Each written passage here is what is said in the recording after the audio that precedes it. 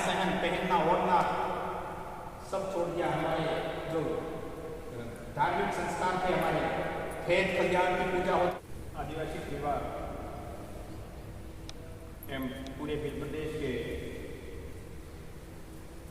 मेरे आदिवासी समाज के भाइयों, मातृशक्ति बहनों,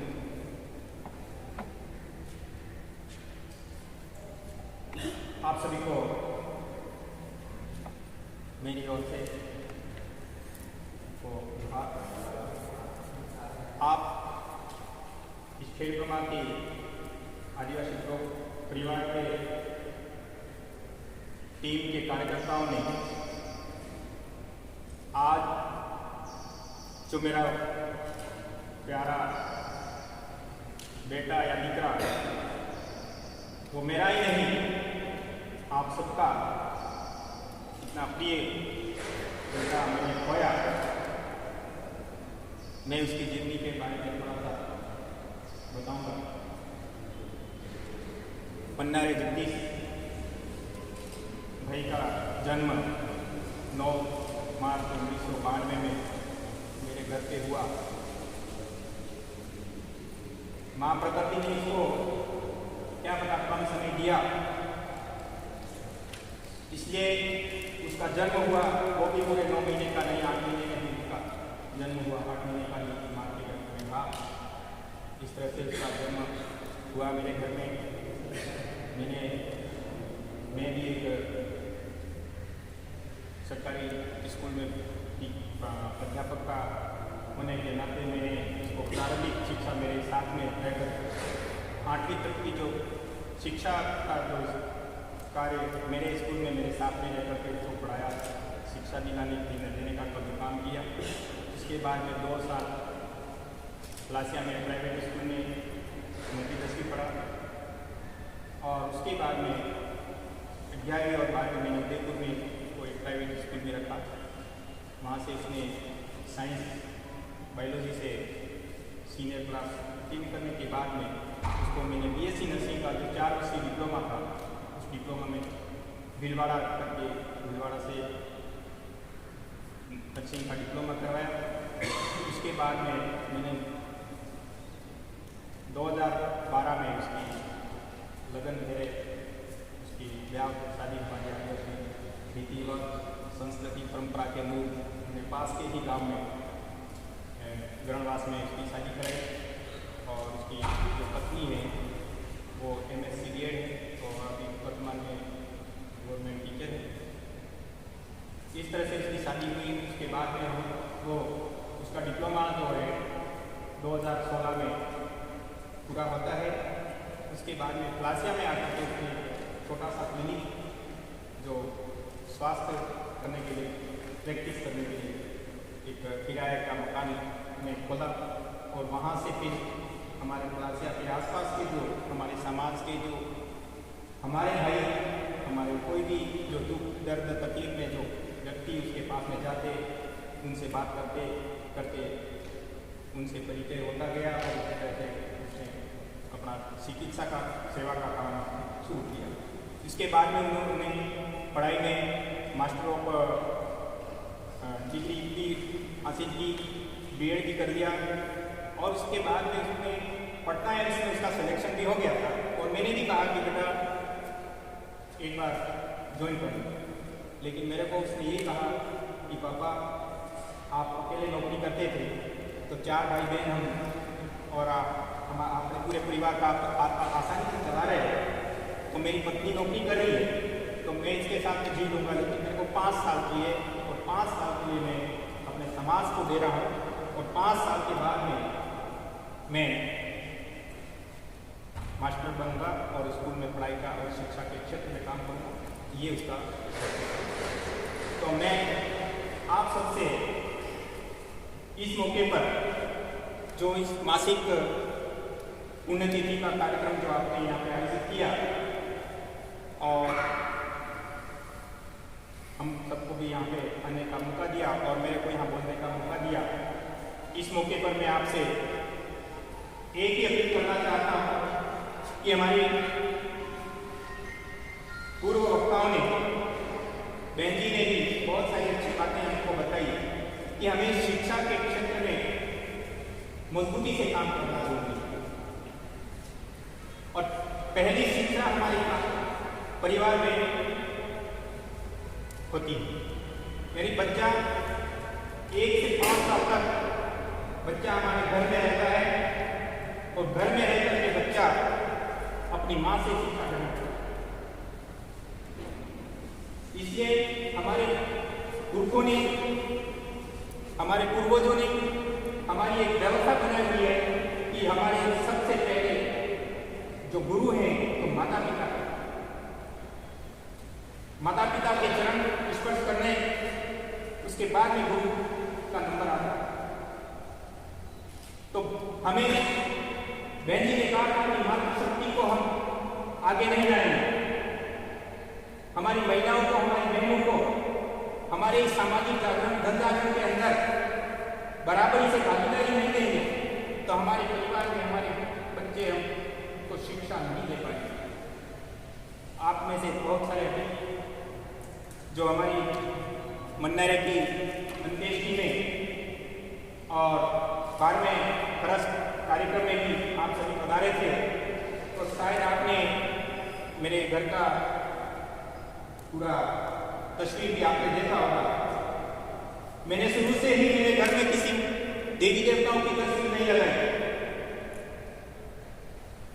मेरे घर में ये जो आपके सामने जो महापुरुष दिखाई दे रहे हैं, हम लोग कह रहे हैं कि हमारा बच्चा, हमारी बच्ची अंधविश्वास की तरफ जा रहे हैं, अंधविश्वास को अपना रहे हैं, आर्य संस्कृति को हम ग्रहण कर रहे हैं, दूसरों की संस्कृति को अपना रहे हैं, दूसरों को पहनावे को अपना रहे हैं, दूसरों को खान पान, रहन सहन और सारे व्यवस्था को हम अपना रहे हैं। उसके लिए हमारा परिवार, हम जिम्मेदार हैं।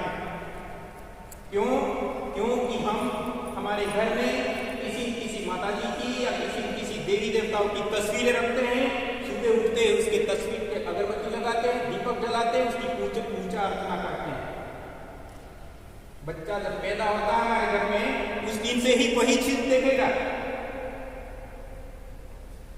यानी बच्चे के दिमाग में वही मनोवैज्ञानिक दबाव बनता जाएगा कि हमारे घर में सबसे बड़ी या सबसे ऊंची या सबसे जो बड़ी शक्ति है वो ये तस्वीर है, ये माता जी की फोटो। फिर आप कहते हो कि बेटी माँ का कहना नहीं मानती, बेटा पिता का कहना नहीं मानता, कैसे मानेंगे? क्योंकि हमने उनको परिवार में क्या सिखाया? माता जी की तस्वीर को, भगवान को बड़ा और महान और उसका चमत्कार बताया कि वही हमको जो देता है, जो करता है, जो कुछ भी है वो भगवान है, वो माता जी की तस्वीर है। तो मैं आपसे यही रिक्वेस्ट करना चाहता हूं कि अपने घर में हमारे महापुरुषों की, हमारे पुरखों की, हमारे भगवानों की तस्वीरें हमारे घर में होनी चाहिए। जरूरी नहीं है उनको दीपक और अगरबत्ती जला करके उनको खुश रखो, लेकिन हमारे घर में किसी एक कोने में हमारे महापुरुषों की अगर एक तस्वीर रहेगी, वो आपसे कभी नहीं मांगेंगे आप हमारे खुद को सेवा करने के लिए। लेकिन हमारा बच्चा ये जानना चाहिए, हमारा परिवार में उनको महसूस होना चाहिए कि ये जो महापुरुष हैं, इनकी बदौलत आज हम यहाँ पे खड़े हैं। आज मैं यहाँ पे बोल रहा हूँ आपके सामने। जयपाल सिंह जी मुंडा हमारे देश की संविधान निर्माण कमेटी में नहीं होते, बाबा साहेब अम्बेडकर हमारे देश का संविधान बनाने में नहीं होते, तो मैं आज आपके सामने या मेरा बेटा आज मुकाम पे नहीं होता। यानी हमको हमारे देश के महापुरुषों ने, हमारे देश के महापुरुषों ने हमको संविधान दिया है, हमारे लिए हमारे हक और अधिकार हमारे कानून में, व्यवस्था में बना करके सुरक्षित करके गए, और हम आज उनकी सुरक्षा करने में दूसरों के आगे हाथ जोड़ रहे हैं, दूसरों के पीछे पीछे घूम रहे हैं। हम आरक्षण बचाने की बात कर रहे हैं, अभी हमारे धर्म के बारे में हम उलझे हुए हैं। अरे जिस समय हम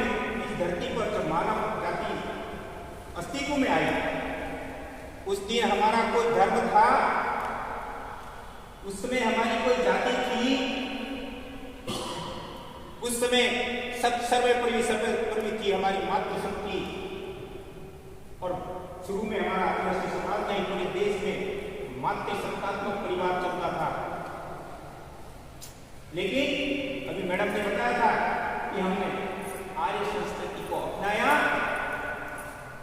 और उनके देवी देवताओं के अंदर गए, उनके धार्मिक अनुष्ठानों में गए और हमारे देश की और हमारी जो मूल संस्कृति थी, हमारी जो मूल परंपरा थी, हमारी जो व्यवस्था थी, उस व्यवस्था को हमने छोड़ते गए। हमारी बोली को छोड़ा हमने, हमारा खान पान छोड़ दिया हमने, हमारा रहन सहन, पहनना ओढ़ना सब छोड़ दिया। हमारे जो धार्मिक संस्कार थे, हमारे खेत खलिहान की पूजा होती थी, हमारे घर में दीपावली के समय में हम जैविक जानवर की पूजा करते थे, झापा पूजने का काम करते थे। अधिकतर गुजरात में और अपने सब एक ही सिस्टम है। दीपावली के समय में हमारे झापा पूजन होता है, यानी वहां पे क्या आती है, हमारी गाय भैंस बकरियां, हमारे पशु बैल जो रहते हैं, जिनसे हमको कुछ मिलता है, यानी वो हमारे सहायक है। हमारे जीवन जीने में पशु हमारे सहायक हैं, इसलिए उनकी पूजा होती है। यानी हमारी ऐसी सारी व्यवस्था थी, यानी हमारे बाप दादाओं ने धरती को पूजा, यानी धरती ने हमको आधार दिया। जिस धरती माँ के ऊपर हम खड़े, जिस धरती माँ के ऊपर हम सारी व्यवस्था, सारी प्रकृति नेचुरली जो व्यवस्था है, उस व्यवस्था को हम उपभोग कर रहे हैं और हमने ही उनका विनाश किया।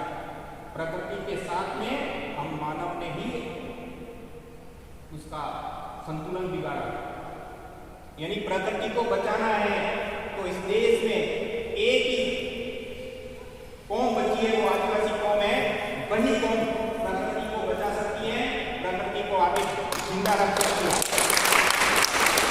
और हमारे काम, हमारे समाज के काम, मैंने इसलिए इसको एक्सेप्ट किया है कि हमारे जो काम हैं सारे प्रकृति संबद्ध हैं, प्रकृति के अनुरूप हम सारे काम हमारे, यानी हमारे वैज्ञानिक का क्या